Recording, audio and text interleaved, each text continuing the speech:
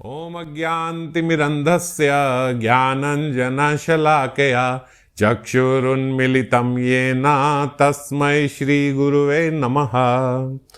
तो कल हम लोग श्री श्री राधा रस सुधा निधि के 9वें श्लोक पे चर्चा कर रहे थे और श्रीपाद एक अजातरती साधक की तरह उत्कंठा की अतिशयता से श्रीमती से प्रार्थना कर रहे हैं।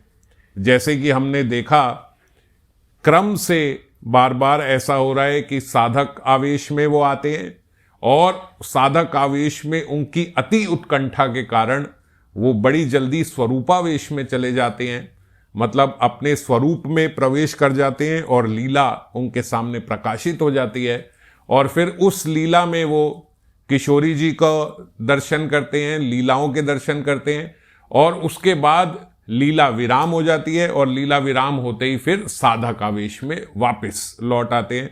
और जब साधक आवेश में लौटते हैं तो अपने विपुल दैन्य के साथ और उत्कंठा के साथ फिर वही प्रार्थनाओं का प्रारंभ हो जाता है उनकी। और जो प्रार्थनाएं हैं वो उनकी ऐसे होती हैं जैसे कोई अजातरती साधक प्रार्थना कर रहा है। जैसे उन्होंने अभी प्रार्थना में बोला कि मैं केली कुंज प्रांगण की मार्जिनी बन जाऊं, और मार्जिनी कैसे बन सकती हूं, मैं वहां पोंछ कैसे सकती हूं। तो इसलिए उन्होंने पिछले श्लोक में अपने मन को ये आदेश दिया या मन से ये प्रार्थना करी कि हे मन तू वृंदावन चल और वृंदावन प्रणय सहित वहां पे जाके बस जा। तो अगर मन वृंदावन में जाएगा तो ही ये चांसेस हैं कि वो वहां के प्रांगण की, श्री किशोरी जी के कुंज के प्रांगण की मार्जिनी बन पाए। तो अजातरती साधक मतलब दो प्रकार के जैसे साधक होते हैं, जातरती और अजातरती। अजातरती वैसे तो हमारे जैसे साधक होते हैं, पर श्रीपाद दैन्यता से बोल रहे हैं अजातरती साधक की तरह। अजातरती मतलब जिनके भीतर अभी रति उत्पन्न हुई नहीं है, इस प्रकार की। तो रति उत्पन्न नहीं हुई है तो वो साधना अभी कर रहे हैं। जैसे हम लोग ये भावपूर्ण जो लीलाएं हैं, जो उनका अनुभव है वो सुन रहे हैं ताकि हमारे भीतर भी वो लालसा उत्पन्न हो और वो लालसा से हमारे अंदर वो रति उत्पन्न हो। और जब हमारे भीतर वो रति उत्पन्न होगी और हमारा हृदय उनके हृदय के साथ तदात्मय हो जाएगा तो उसे फिर जातरती साधक बोलते हैं कि वो एक ही। जातरती मतलब अगर एक देसी भाषा में समझे तो एक जात के हो गए, एक जैसे हो गए। और अजातरती मतलब कि अभी हम अलग हैं, अभी हम उस टेस्ट को समझ नहीं पा रहे। वैसे तो इसका वर्णन करना बड़ा मुश्किल है और अनुराग की दशा में अनुभव जो होता है वो वर्णनातीत है। जो अनुराग की दशा में अनुभव होता है उसका वर्णन नहीं किया जा सकता। स्वरूपावेश में जितना घना आपका आवेश होगा, जितना घना, जितनी उत्कंठा आपके भीतर होगी, आस्वादन भी उतना ही मधुर होगा। जितनी उत्कंठा आपके भीतर है उतना ज्यादा आस्वादन होगा। बिल्कुल डायरेक्टली प्रोपोर्शनल है आपस में। अब जैसे एक जगह बाबा ने बताया कि आप के प्यास ही नहीं है और आपके सामने अमृत का समुंदर आ जाए, पर क्योंकि आप प्यासे ही नहीं हो उस समय तो वो आनंद नहीं मिलेगा।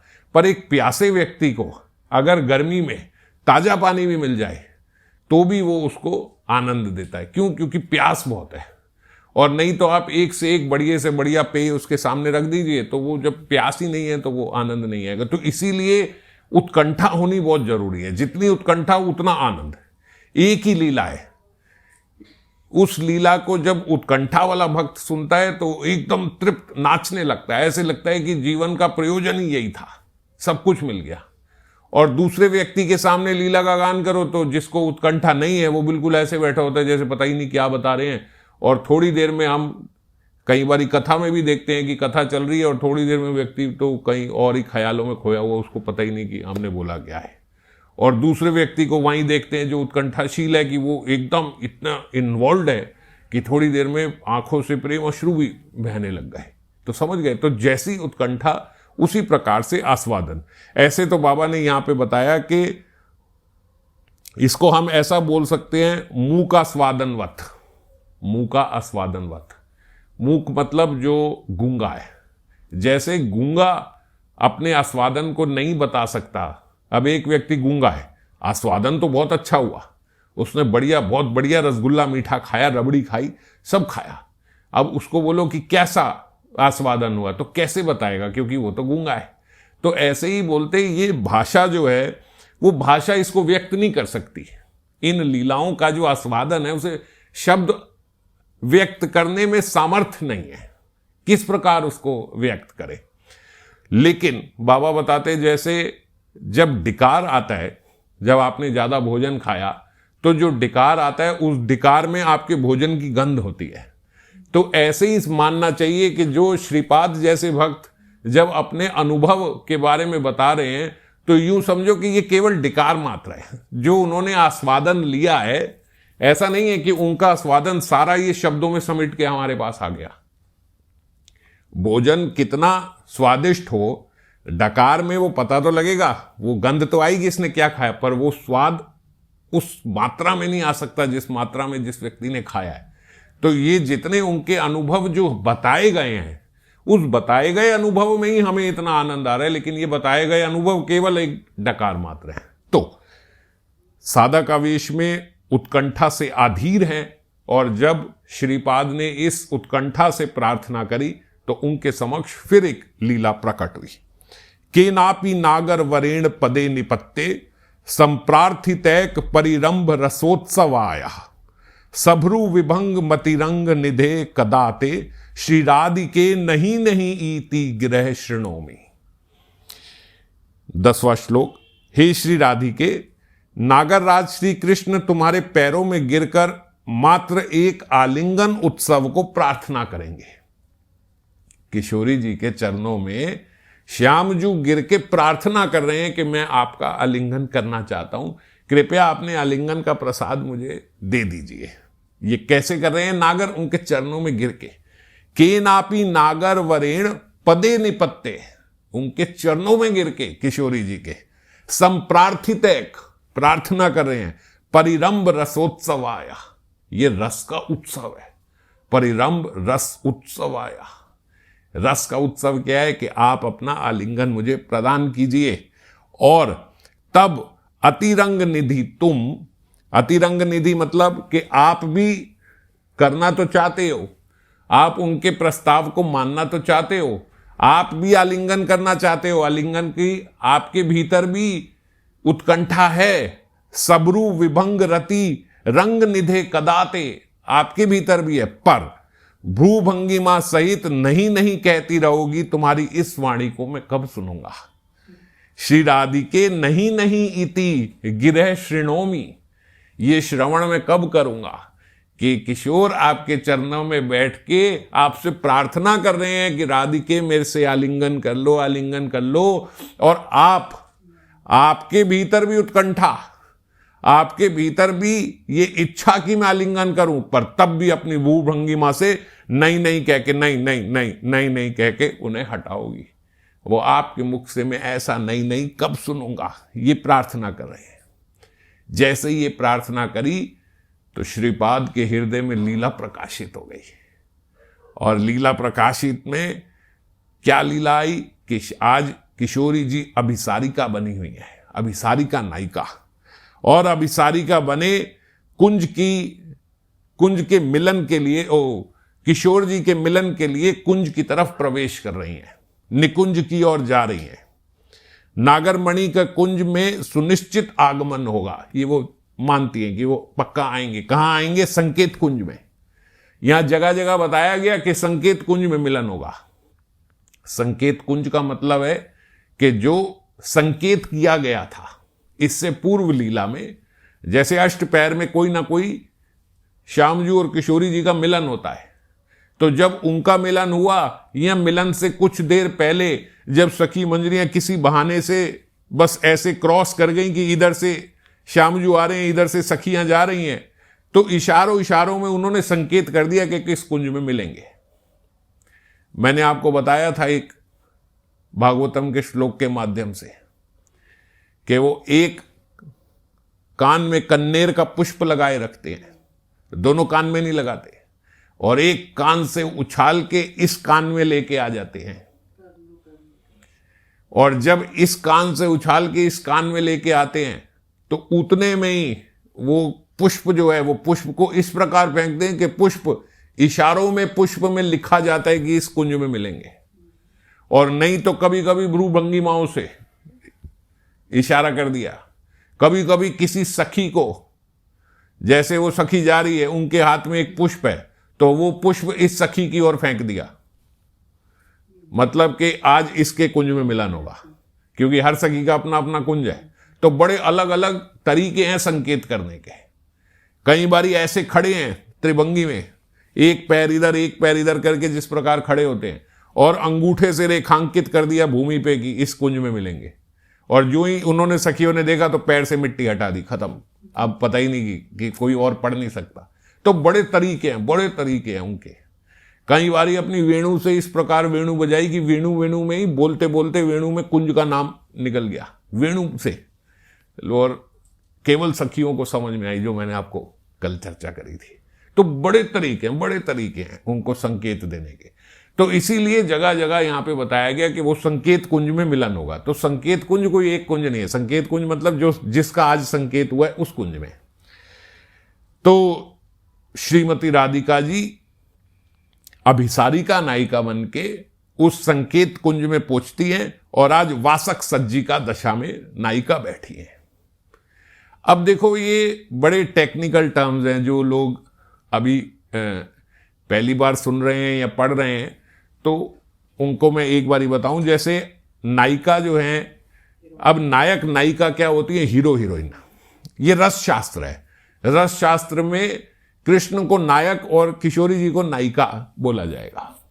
एक्चुअली आज जितनी भी हम प्रेम कहानियां सुनते पढ़ते हैं, जो रोमांटिक जितनी फिल्में हैं, मूवी हैं, शास्त्र लिखे गए हैं, कहीं कहीं नॉवेल्स ऐसी पहले जो चंडीदास वगैरह ने लिखी, सबने लिखी, इन सब ने श्यामजू और किशोरी जी को मद्देनजर रखते हुए और उन्हीं के रस शास्त्र से निकाली हैं ये सारी लीलाएं। तो originally romance came from Shrimati Radha Rani and Krishna.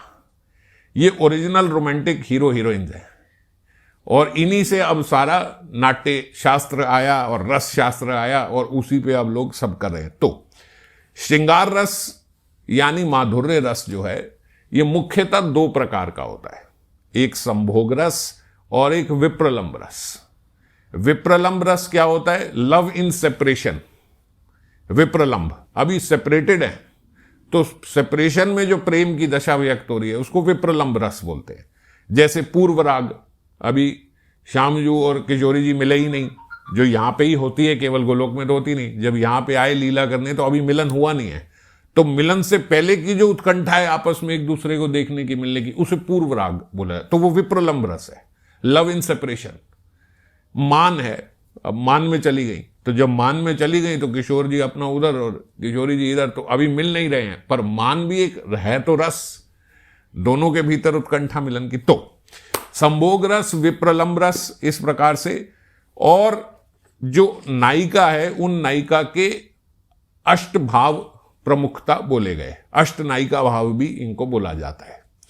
उनमें एक भाव है अभिसारिका, जिसकी अभी हम चर्चा कर रहे थे कि अभिसारिका बन के किशोरी जी जा रही हैं। अभिसारिका मतलब जब किशोरी जी या नायिका अभिसार के लिए निकली है अपने नायक को मिलने, श्यामजू को मिलने, अपने लालजू को मिलने, तो अभिसार के लिए निकली, मतलब जैसे आप समझो कि आज हम आज की भाषा में समझे तो नायिका निकली डेट पे निकली है अपने नायक से मिलने के लिए, हीरो से मिलने के लिए, वीर योषिताम, उनसे मिलने के लिए जा रही हैं। तो मिलने के लिए जा रही हैं तो बोल्डली, मतलब ऐसे नहीं कि छुप छुप के ये हो ना, अब चलें जी, आज सारी जो अपनी जितनी सहेलियां हैं, सखियां, सबको पता है, और आज चली अभिसार पे, जैसे हम जा रहे हैं, भाई आज मेरी डेट है, वहां जा रहे हैं। तो अभिसारिका नायिका मतलब जो निकली हैं कि हम जाएंगे और उस कुंज में मिलन होगा। तो किशोरी जी अभिसारिका बन के निकली। एक भाव होता है कलाहंतारिका भाव। ये कलाहंतारिका भाव क्या होता है? इसमें जो नायिका है, वो नायिका ने किसी कारण से जो नायक है उनसे लड़ाई कर ली, गुस्से में किसी बात पे किसी उससे उनसे लड़ाई हो गई, और जब लड़ाई हो गई तो लड़ाई होने के बाद अब वो रिपेंट कर रही हैं कि ये मैंने क्यों लड़ाई कर ली, वो चला गया। अब नायिका ने नायक से लड़ाई करी और लड़ाई करके नायक चला गया, चाहे किसी भी बात से, चाहे लड़के गया, चाहे घबरा के गया, चाहे ऐसे गया कि चलो अभी गुस्से में है बाद में मनाएंगे, और जो ही नायक निकला तो नायिका के भीतर ऐसा भाव आया कि हाय मैंने क्यों लड़ाई कर ली, मेरे लड़ाई करने से वो चले गए, क्या फायदा हुआ इस लड़ाई का, अरे मैं तो चाहती थी वो मुझे मनाए सब करे मगर वो तो चले गए। तो अब बड़ी रिपेंट कर रही हैं कि ये मैंने क्यों करी। तो उस समय जो नायिका होती है उसको बोला जाता है कलाहंतारी का भाव। ये सारे भाव किशोरी जी के भीतर आते हैं, ये सारे भाव किशोरी जी के भीतर आएंगे, अष्ट भाव जो है। एक होता है खंडिता भाव। खंडिता भाव में क्या होता है कि किशोरी जी बैठी हैं निकुंज में और संकेत कुंज में मिलन के लिए बोला था, और रात भर बैठी रही और शामजू किसी कारण से आए नहीं। और कब आए वो, जब सुबह निकलने का समय है। अब जब सुबह अपने अपने घर जाने का समय है तब शामजू द्वार पे पहुंचे, अरे किशोरी जी। तो किशोरी जी उस समय खंडिता भाव में है। खंडिता भाव क्या होता है कि अत्यधिक क्रोध, कि प्रॉमिस किया था कि इस समय आऊंगा, रात को आऊंगा, पूरी रात बैठे रहे देखते रहे, और सुबह आ रही हैं और उस समय किशोरी जी मान में चली जाती हैं।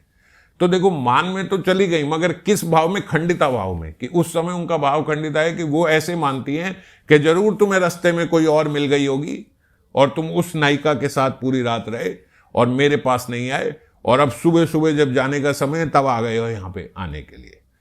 और होता क्या है असल में, तो अलग अलग लीलाएं हैं, कभी कोई सखी रोक लेती है, कभी चंद्रावली अपने कुंज में रोक लेती है, अच्छा सुनो तो सही, ये तो सही, वो तो सही, और बातों बातों में महाराज निकल गया 1-1.5 घंटा, और वो जल्दी से टाइम देख के भागे, और जो भागे तो रास्ते में उनके विरह में मूर्छित हो गए, और मूर्छित होकर जब निद्रा खुली तो ओ हो सुबह हो गई। जैसे ही फिर भाग के किशोरी जी के पास बोले, इतने में किशोरी जी खंडिता भाव में आ गई। तो वो एक भाव हुआ खंडिता भाव। एक होता है प्रोषद भत्रिका भाव। प्रोषद भत्रिका क्या होता है कि आपके जो नायक हैं वो कहीं दूर गए हुए हैं, प्रवास के लिए गए हैं, तो जैसे मथुरा आदि इत्यादि कहीं चले गए या कहीं चले गए, और नायिका जो है वो अपनी सखियों के साथ घिरे बैठी है, और बहुत सारी सखियां उनके साथ है, और बहुत सारी मंजरियां भी सबरी साथ में बैठी हैं। पर सारी सखियों के मंजरियों के लाख बनाने के बाद भी कि अभी गए हैं किशोरी जी, शाम को आ जाएंगे, बोल के गए थे कि सुबह आज गए हैं, नहीं आएंगे, या कहीं आज तो नंद भवन में हवन हो रहा है, आज वो निकल नहीं पाएंगे, उन्होंने पहले ही बोला था कि वो शाम को आएंगे। तो इस प्रकार से, लेकिन इंतजार करते करते वो उनसे किसी से मानती नहीं, उनका मूड अच्छा नहीं होता, ना सखियों से वो मान पाती है, ना मंजरियों से मान पाती है, बस वो उसी विरह में है। तो उसको बोलते प्रोषित भत्रिका भाव। एक भाव होता है स्वाधीन भत्रिका। ये हमने पिछले अभी कुछ श्लोकों में इस पर चर्चा करी। स्वाधीन भत्रिका में क्या होता है, जब नायिका जो है बिल्कुल नायक को अपने कंट्रोल में ले लेती है और गर्वान्वित है अपने शामजू के, अपने नायक के प्रेम को लेके गर्व है उन्हें कि ये तो पूर्ण रूप से मेरे ही हैं। और स्वाधीन भत्रिका भाव में जैसे किशोरी जी उनको बोलती है कि चलो फटाफट से मेरे पाँव में अलता लगाओ, अभी कोई देख लेगा वो करेगा, और शामजू आके लगा रहे हैं, चलो फटाफट से मेरी वेश रचना करो, और शामजू आके वेश रचना कर, इसको बोलते स्वाधीन भत्रिका भाव। एक भाव होता है वासक सज्जी का भाव, ये जो अभी आज हम चर्चा कर रहे हैं। तो इसमें किशोरी जी अभिसारिका बन के गई, और अभिसारिका भाव के बाद फिर वासक सज्जी का भाव में कुंज में बैठी शामजू का इंतजार कर रही है। वासक सज्जी का नाम से ही है, जैसे वासक मानी होता है पलंग, और सज्जी का मतलब सजा के। तो वासक सज्जी का नायिका क्या होती है, जो अपने नायक के लिए इंतजार करते उन्होंने सारा अपना कुंज सजाया, वो सारा बेड सजाया, सब उसमें फूलों के लाके तकिए रखे, और निकुंज की सज्जा भी करी और अपनी सज्जा भी करी, अच्छे से लहंगा चोली पहन के और तैयार होके, और एकदम सब जो लिपस्टिक वगैरह सब लगा के पूर्ण रूप से तैयार होके बैठी है कि अभी आएंगे, अब आएंगे, इंतजार करी। उनको बोलते हैं वासक सज्जी का। एक भाव होता है विरह उत्कंठिता। विरह उत्कंठिता में क्या होता है, वही जैसे नाम से ही इसके पता लग रहा है कि वो उनके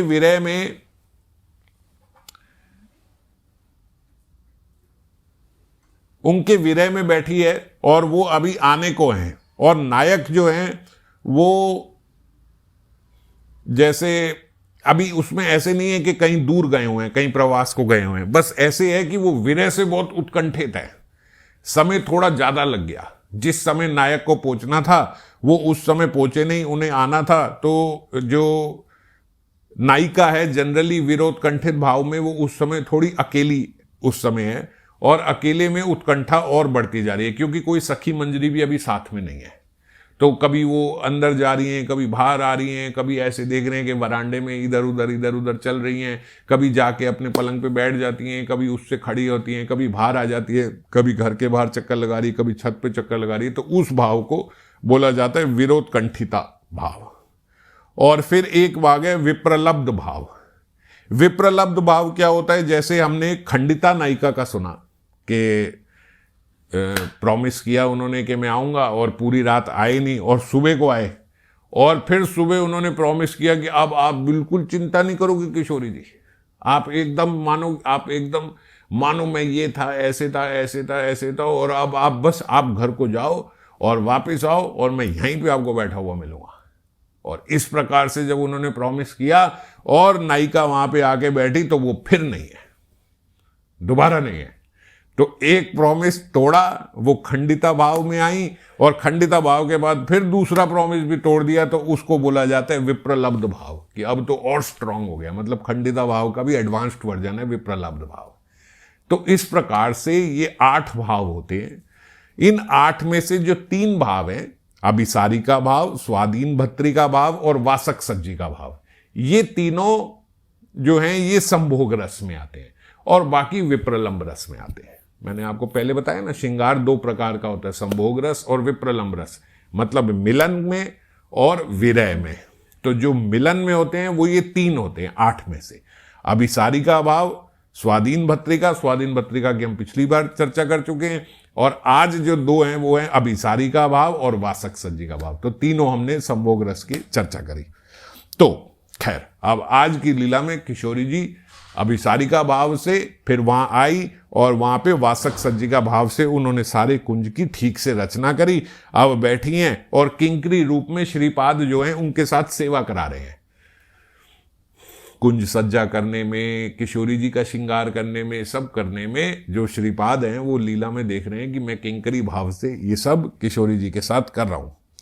और नागरमणि जो हैं वो एज यूजुअल लेट हो गए, और थोड़ी लेट, ज्यादा नहीं। देखो लीला में क्या होता है, जब उत्कंठा बहुत ज्यादा होती है तो एक एक क्षण जो है वो एक एक दिन के समान, एक एक साल के समान लगता है, क्योंकि उत्कंठा बहुत ज्यादा है। तो अभी नायिका मानी यहाँ पे श्रीमती राधिका बैठी, और मान लीजिए श्यामजू ने जैसे बोला था संकेत से कि किशोरी जी हम वहां पे 5 बजे पहुंच जाएंगे, और अब 5:05 हो गए और श्यामजू पहुंचे।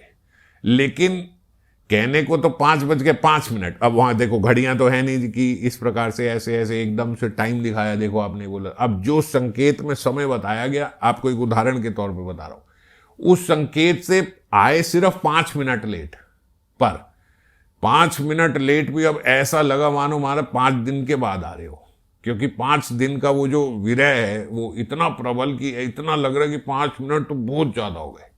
जैसे अगर आजकल की जनरेशन को समझना हो तो अब ऐसे समझो कि आपकी किसी से व्हाट्सएप पे कन्वर्सेशन चल रही है लगातार, वो भी ऑनलाइन है, आप भी ऑनलाइन हो, बात चल रही है 1 to 1। आपने मैसेज भेजा, उसने रिप्लाई किया, आपने भेजा, उसने रिप्लाई किया। अब आपने मैसेज भेजा, वो ऑनलाइन है और बात चल रही है, और आप देखे जा रहे हो ऑनलाइन, मतलब 1 मिनट बीत गया, 2 मिनट, 3 मिनट, 4, 5 मिनट तक कोई जवाब ही नहीं आया, और सामने वाले व्यक्ति ने देख लिया ऑनलाइन है मगर जवाब नहीं दे रहा। तो अब आपको पता लगेगा कि वो 5 मिनट कितने बड़े होते हैं कि वो कैसे हो। तो 5 मिनट तो अब कहने को अगला व्यक्ति जब आपको बाद में दिखाएगा तो वो टाइम के साथ दिखा देगा, 5 मिनट में तो रिप्लाई कर दिया, पर उस समय 5 मिनट लगते बहुत ज्यादा है। तो खैर ये तो अभी कोई विकट स्वरूप की बात हो रही है, पर किशोरी जी जब इंतजार कर रही हैं तो जो उनके भीतर का प्रेम है उसकी तुलना नहीं की जा सकती, और सब प्रेम के उद्भाव के लिए ही, प्रेम को और आस्वादन बढ़ाने के लिए ये सारी लीलाएं होती हैं। तो किशोरी जी चली गई भाई मान में कि तुमने तो जो संकेत का समय दिया था उस समय तुम आए नहीं, और जैसे ही वो वहां पे पहुंचे तो श्रीमती वाम्य भाव मतलब जो मैंने बताया तो गुस्से का भाव, लेफ्टिस्ट की एकदम अब गुस्सा आ गया। तो वाम्य भाव में किशोरी जी जैसे ही श्यामजू मंदिर वहां पहुंचे, निकुंज मंदिर में एकदम द्वार पे आए, किशोरी जी ने यूं टेढ़ी आंखों से देखा आ गए हैं और अपनी सखी मंजरी को बोला, चल मुझे घर लेके चल, पता नहीं क्यों तू मुझे यहाँ पे ले आती है, तूने ही बताया था ना इस जगह पे आना है, लेके ही नहीं आना चाहिए था मुझे, चलो यहां से फटाफट। अरे श्यामजू देखे भाई अभी तो पहुंचाओ और ये जाने की बात कर रही हैं, ऐसा हुआ क्या समझ में नहीं आई, और जल्दी से चल, धीरे धीरे कर। अब जो सखी मंजरी है वो समझ नहीं पा रही, तो अभी तो श्यामजू आए हैं, अभी आपने इतनी सज्जा करी, कुंज की सज्जा करी, श्रृंगार करा, सब करा, करके बैठी थी, और जैसी हैं तो चल, क्यों लेके आई है तू मुझे यहाँ पे, मना किया था ना देखो। और अब वो धीरे धीरे अपना काम करेंगे, अभी 1 मिनट में श्यामजू कुछ बात बना लेंगे, भाई अभी क्या करे, जल्दी कर, तू हमेशा इतना समय लगाती है, फटाफट उठ और मुझे लेके चल, और उसके साथ लेके जाने को है। अब यूं ही जा रहे कि श्यामजू ने पकड़ लिया आंचल, भाई क्या कर रही है वो समझ नहीं रही, अभी तो आया हूं मैं, और जैसे ही उनका आंचल पड़ा तो किशोरी जी ने भी पकड़ के छोड़ दो, और ये सब मत किया करो, मैं कुल बाला हूं, समझ गए, ऐसी वैसी नहीं हूं कि कभी भी आए और किसी का भी पकड़ ले, बिल्कुल हाथ हटाओ यहां से। और ये बोलते बोलते उनके मुख में खुद भी थोड़ी हंसी आ रही है, ये जैसे बोल रही है किशोरी जी तो मुख पे हंसी भी आ रही है, मगर हंसी को झटपट बिल्कुल बंद करके और फिर क्रोध युक्त कि चलो ये सब यहाँ हमारे साथ कोई ऐसी बदतमीजी मत किया करो तुम, ठीक है, निकलो यहाँ से। इस प्रकार से किशोरी जी अपना उनको गुस्सा दिखा रही है। तो अब रूप गोस्वामी जी यहाँ पे बोलते हैं, देखो ये होती है प्रगल्भा नायिका। तो किशोरी जी प्रगल्भा नायिका है। प्रगल्भा नायिका क्या होती है? अब ये भी जैसे नायिकाओं के, अभी तो अष्ट नायिकाओं के भाव बताए ना, तो नायिकाओं के 3 डिविजन्स और भी होते हैं, 3 प्रकार से एक और क्लासिफिकेशंस की जाती हैं, जिसमें होता है मुग्ध नायिका, मध्य नायिका और प्रगल्भ नायिका। तो मुग्ध नायिका क्या होती है? जो प्रेम की रीति में थोड़ी कच्ची है, समझ गए आप। जैसे कई बारी चंद्रावली को भी मुग्ध नायिका में गिना जाता है, वो थोड़ी कच्ची हैं। जैसे कैसे कच्ची हैं कि जो भी श्यामजू ने बोला वो मान गई, वो जो उन्होंने बोला, उनको ज्यादा रीति आती नहीं कि किस प्रकार से श्यामजू को अपने प्रेम में पकड़ ले, रोक ले, ये ज्यादा रीति समझती नहीं। तो चाहे प्रीति कितनी हो भी, पर तब भी होने के बावजूद उनको रोक नहीं सकती। तो इनको इसलिए बोलते हैं कि they are inexperienced in love. प्रेम में थोड़ी इनएक्सपीरियंस्ड है कि कब क्या करना है, कब क्रोध दिखाना है। अब जैसे किशोरी जी का क्या है कि उन्हें पता है कि कब मान करना है, और तब जब मान करेंगे तो मान से भी प्रेम वर्धन होगा, समझ गए। अब आप देखो कि श्यामजू पहले ही किसी बात से खफा है, मान लो नायक बड़ा खफा है। मैं एक उदाहरण बता रहा हूं कि आपके घर में मान लीजिए आदमी आए, आपके पति आए, आपके प्रेमी आए, वो आप देख रहे हो कि भाई आज गुस्से में है, और आपने देखा वो गुस्से में है, लेकिन आपको ये बात समझ में नहीं आई। आपको तो बस यही पता था कि यार अगर लेट आए तो हमने नाराज हो जाना है। अब आप नाराज हो गए, बैठ गए, महाराज उसने भी 2 थप्पड़ मार के चल दिए, चल फिर नाराज तो नाराज ही रहे, क्योंकि वो तो पहले ही गुस्से में था। तो क्या बोलेंगे? तो ये थोड़ा इनएक्सपीरियंस्ड है भाई, इसको पता नहीं। अरे पगली, इस समय थोड़े ना मान दिखाना था, तो कब दिखाना था? अरे जब वो तेरे लिए कुछ गिफ्ट विफ्ट लेके आते, जरा थोड़े प्रेम के मूड में होते, तब थोड़ा भाव खाती। अरे तूने तो उस टाइम भाव खा दी जब वो दुनिया से वैसे खपा हुआ आया था, समझ गए। तो इसको क्या बोलेंगे कि ये मुग्ध नायिका है, समझती नहीं है अभी ठीक से। एक होती है मध्य नायिका। मध्य नायिका क्या है कि थोड़ी पार्टली एक्सपीरियंस्ड इन लव, थोड़ा सा अब उसको एक्सपीरियंस हो गया है कि भैया कब जब गुस्से में आए तो नहीं, अभी कुछ नहीं, अभी तो एकदम शांति से। और जब वो थोड़ा प्रेम से बात करे तो तब हम थोड़ी अपनी बात रखेंगे, अभी अपनी बात रखने का मौका नहीं है।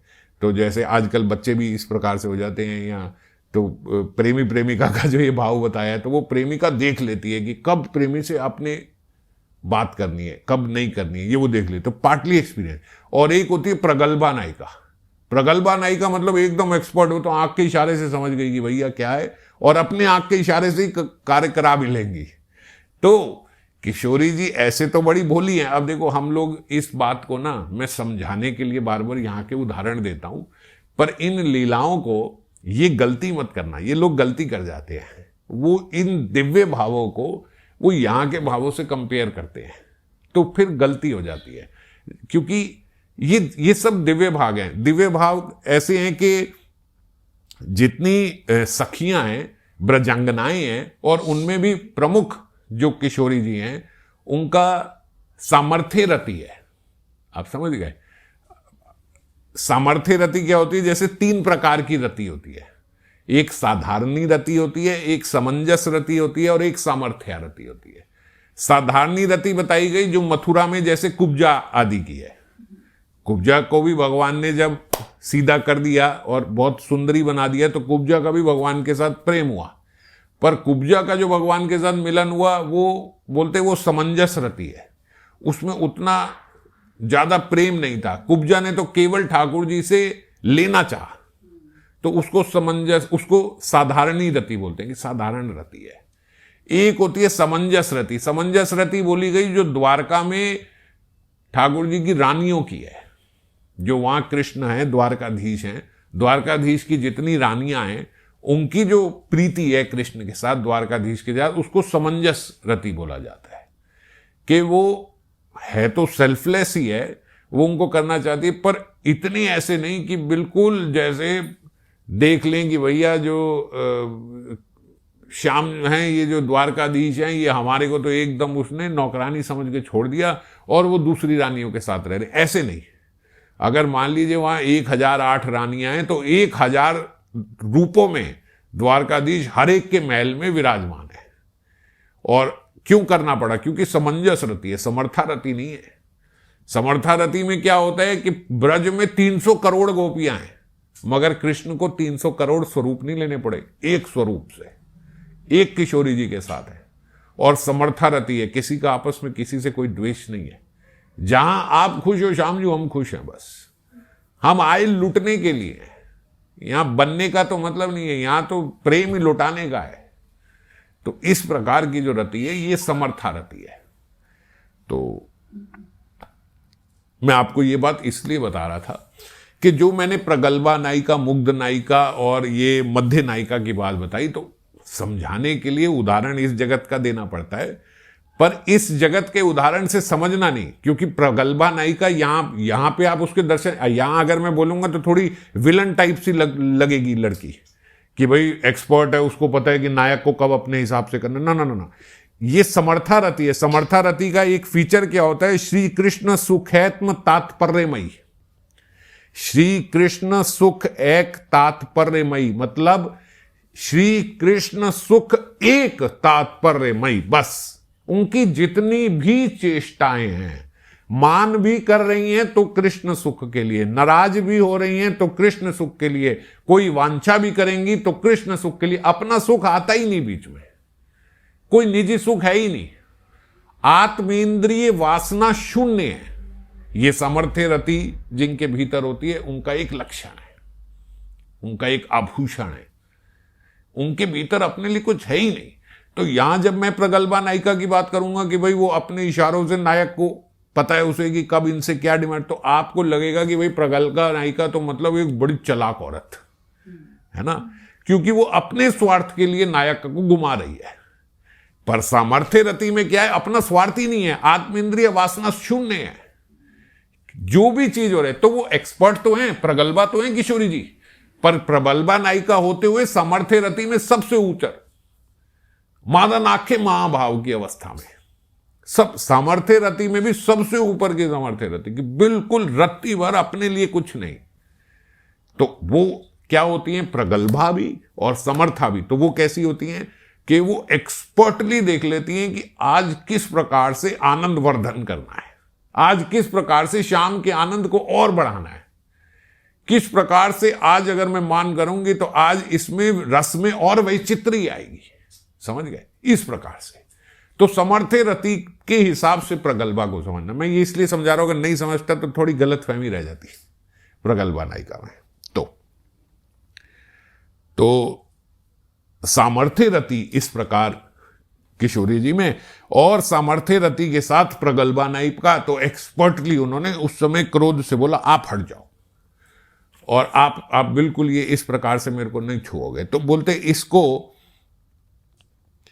जब उन्होंने भ्रूभंगिमा से भी, अपनी भ्रूभंगिमा मतलब अपनी आईब्रोज से भी ऐसे कर दिया कि भाई डोंट टच, और जब ऐसे किया तो बोलते किशोर जी जो हैं वो उनकी और तो सारी बात भूल गए, वो उनकी भूभंगिमा देख के ही वो मुग्ध हो गए कि अरे किस प्रकार ऐसे अपनी आईब्रोज हिला के और किस प्रकार ऐसे करके नैन मटक्कों से आपने मना कर दी, किशोरी जी दीवाना बना दिया आपने। वो वहीं पकड़े बैठे, तो आपको जाने नहीं दूंगा, एक बार आपको मेरे से आलिंगन करना होगा। और किशोरी जी तो तुम हट जाओ यहां से, बिल्कुल हट जाओ।